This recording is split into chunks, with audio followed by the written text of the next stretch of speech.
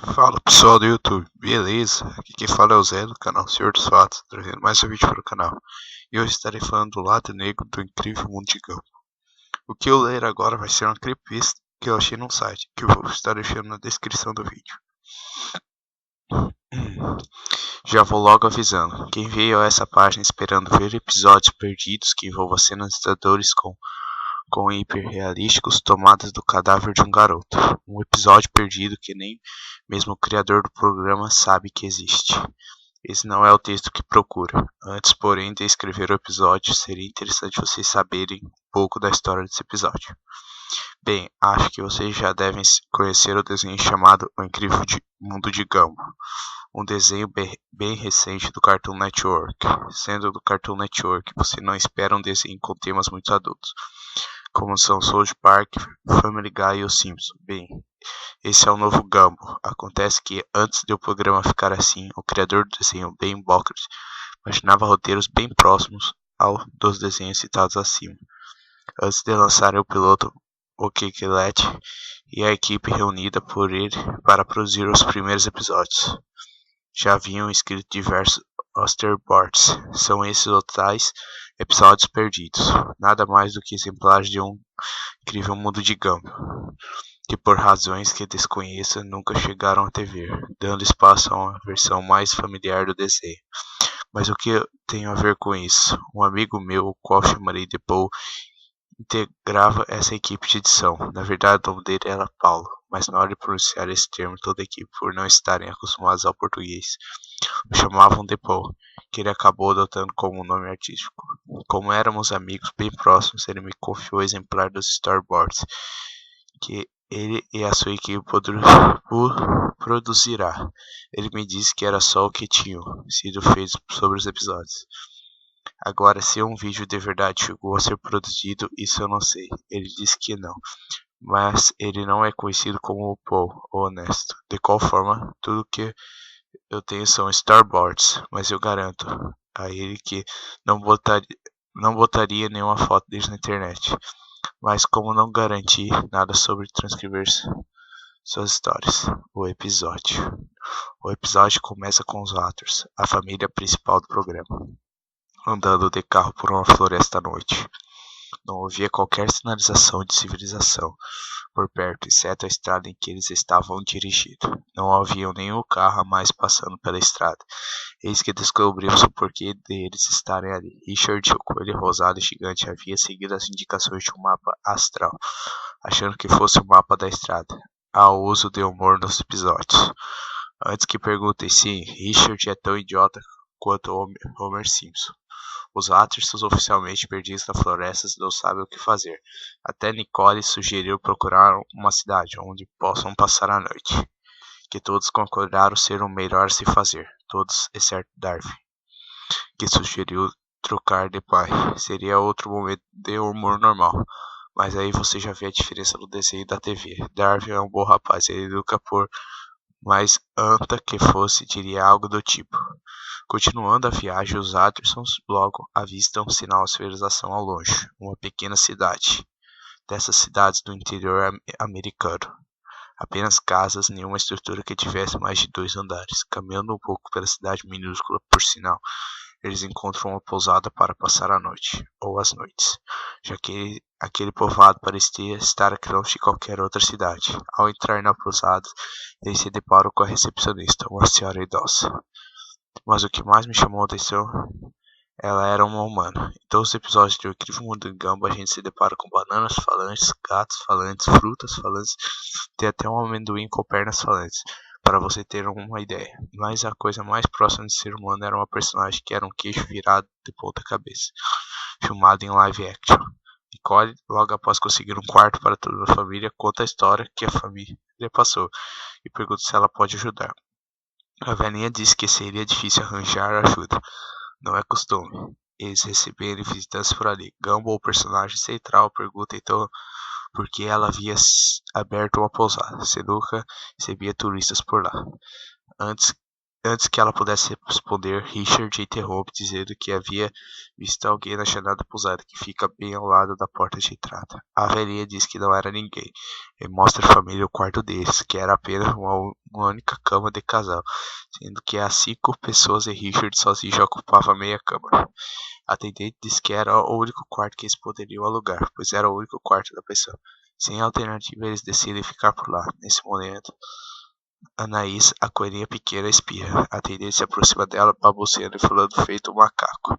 Do mesmo jeito, quando alguém vai falar com o bebê filho recém-nascido, perguntando se alguém não estaria gripado, Gamo diz que não é uma gripe, e sim uma doença cujo nome não consigo me lembrar agora. Aparentemente, essa doença não tinha nada demais, mas ao ver qual era o problema com a Anaís, a idosa parece ter ficado bastante assustada, forçando um sorriso de que estava tudo bem. Ela pergunta se eles não querem comer alguma coisa. Depois de horas na estrada, todos vão ao restaurante, exceto a Anaís, que estava muito cansada e prefere ficar por lá. Na saída do quarto, a atendente pisa em cima de um tecido e pergunta o que é. Darwin fala que é o pijama da Anaís, causando certo estranhamento na velha, visto que, segundo ela, até um preservativo tinha mais tecido que aquilo. Com Anaís dormindo, eventualmente espirrando no quarto, o restante da família desce até o saguão. Na verdade, o restaurante ficava no mesmo lugar do balcão de atendimento da porta principal. E era bem pequeno, diga-se de passagem, mas na verdade toda a pousada era minúscula. Logo, a velha chega com um prato do dia qual ela batizou de sopa surpresa.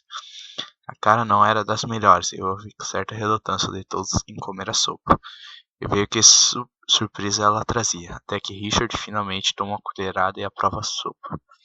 Logo todos acabam tomando e gostando do sabor, até que de repente todos caem de sono. Enquanto isso, no quarto, Anaís continua dormindo, quando houve um barulho estranho. Ao se levantar bem ali, no meio do quarto, bem mal iluminado pela única janela dele, ela viu uma figura um tanto quanto difícil de se descrever. Era como se fosse uma pessoa normal, coberta por um manto preto, mas com bizarros olhos brancos, obviamente amedrontada demais para seguir, pensar em gritar. Ela só gritou quando sentiu a mão da coisa tocar em sua perna. O grito dela ecoou por toda a pousada, onde no saguão os Watson são acordados. Logo eles correm em direção ao quarto. A sombra, ao ouvir o barulho dos Watson subindo apressadamente pela escada madeira, salta pela janela, provavelmente o mesmo lugar por onde ela entrou. Ao entrarem no quarto, Anaís conta o que tinha acontecido. Nicole acha que ela deve ter tido um pesadelo causado pela doença dela. Anaís manda que olhe pela janela, mas tudo o que se vê é uma rua vazia, nenhum sinal de um homem vestido um manto preto. De qualquer forma, todos acham que ela precisa de um médico urgentemente. Eles procuram pela atendente, mas ela não foi achada em nenhum ponto da pousada. Eles decidem sair e procurar por conta própria pelo hospital. A essa hora, o desenho já parece ter perdido a nuance cômica, se concentrando mais no lado sério da história. Eles procuram por toda a cidade, o que é um tanto fácil, visto que ela é minúscula. Gumball e Daffy acabam achando tal hospital, a maior estrutura da cidade, mas ainda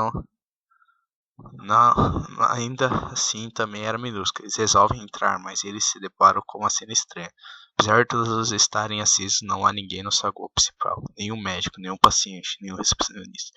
De repente, um doutor aparece no saguão. Gumball rapidamente pergunta o que houve com o hospital, e o médico fala que costuma ficar assim de vez em quando, visto que a cidade quase não tem moradores. Mesmo que isso não tenha sido uma resposta que tirou todas as dúvidas dele, ele levará isso para lá de qualquer jeito. Afinal, mesmo sendo um hospital muito estranho, é o único hospital da cidade. O médico observa Anaís e diz que ela precisa ser internada por um dia, para evitar qualquer uma das inúmeras complicações que essa doença pode trazer, diz ele. Ele também garante aos lados que ela ficará bem, pois ele tem todos os equipamentos que precisam para tratar da doença. Eles queriam passar a noite lá, ao lado de Anaís, mas o doutor fala que infelizmente o hospital não tem instalação suficiente para suportar tanta gente. Basicamente, na sala onde Anaís ficará internada, só há espaço para o paciente e o doutor. Mesmo todos concordam em, nesse caso, passar a noite no saguão. O médico diz que outras pessoas poderiam vir ao hospital e seria antiético mantê-los ali. Com muito desconforto, os Watson voltam para a pousada. Não havia muito mais o que fazer, pois Anaís teria que ser tratada de alguma maneira. E já que era o único hospital da única cidade, provavelmente o raio de calor de extinção era o máximo que podia ser feito. De volta à pousada, a tenente continuou desaparecida. Agora que a Anaís já está no hospital, eles têm mais tempo para procurar com mais atenção onde ela foi parar. Saguão nada, quarto nada, sótão nada. De repente, Nicole encontra um banheiro. Ela havia sido assassinada. Se por um lado não era uma dessas cenas de assassinato graficamente brutais, típicos de episódios perdidos, mas também não era uma cena a ser mostrada em um programa assistido por crianças. Não havia tripos escorrendo pelo chão, ou um olho foi arrancado e arremessado contra o frame, mas havia muito sangue, muito mesmo, foi o suficiente para assustar os Watchers aterrorizados. Eles voltam para o hospital para pegar eles. Aquela cidade era um perigo para eles. Ao chegar no hospital, mesma cena de antes, luzes acesas, ar-condicionado ligado, sala vazia. Sem nem se preocupar em chamar o doutor, eles correm dentro do corredor que era apontado como sendo triagem. Finalmente eles chegam até a única sala de internação.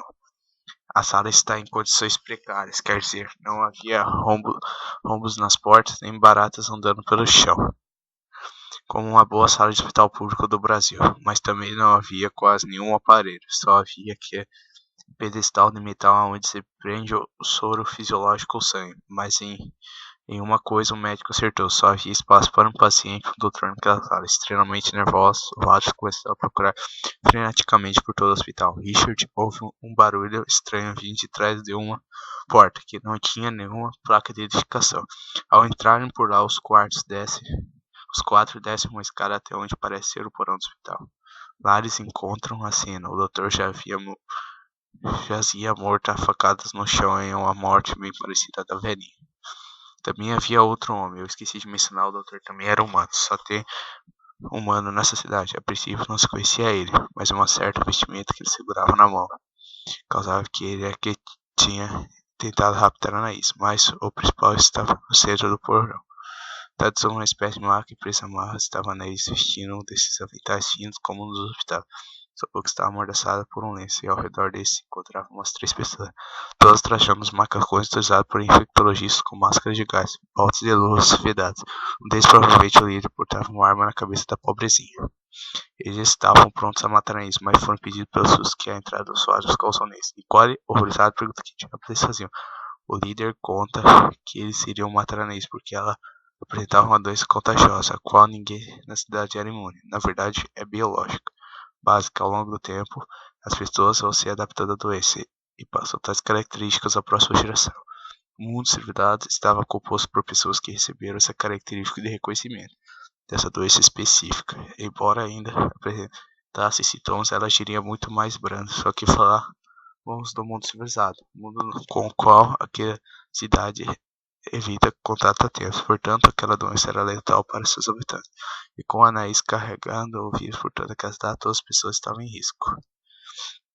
A melhor maneira seria matar qualquer um que mantivesse contato com a Anaís, sem nenhuma proteção. Era o caso da velhinha do doutor, que na verdade até sabia do plano de sequestrar a Anaís, mas aceitou morrer por sua cidade de sequestrador.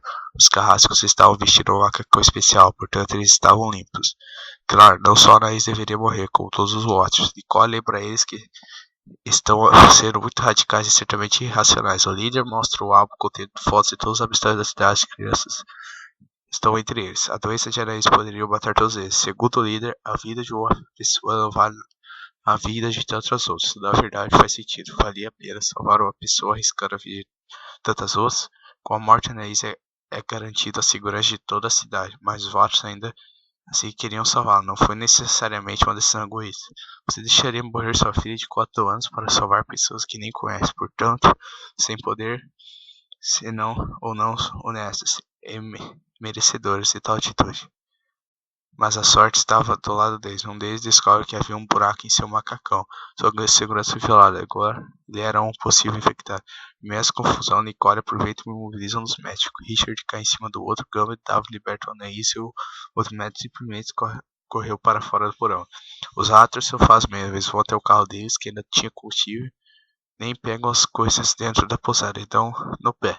Eventualmente eles chegam à sociedade de verdade dessa vez, animados pelo inferno finalmente ter acabado de Anaís estar de volta com eles. Eles se abraçam, temos uma família unida de novo. Anaís, porém, não deixa de se sentir mal por causa de ter tirado a vida de uma cidade inteira. No entanto, Gumball lembra de que Todas as pessoas com quem ela entrou em contato morreram, exceto o médico covarde. Mais tarde garante que ele irá se matar. Sabendo que estava infectada, ele faria a mesma coisa que o doutor que atendeu ela do hospital. Ele se mataria em nome de sua cidade. Anaís mais uma vez abraça sua família assim o episódio acaba. Os créditos passariam agora, mas havia uma anotação de macieira que apareceria ao término dos créditos. Nessa cena vemos a cidade. Muitas macas são vistas na rua. Todas carregam pacientes agonizando. A câmera vai rodando pelo cenário e além das macas vemos também corpos sendo queimados, pessoas lamentando a morte de seus entes queridos, a cidade toda foi contaminada. Então galera, esse foi mais um vídeo, eu vou ficando por aqui, não se esqueça de se inscrever e deixar aqui do like.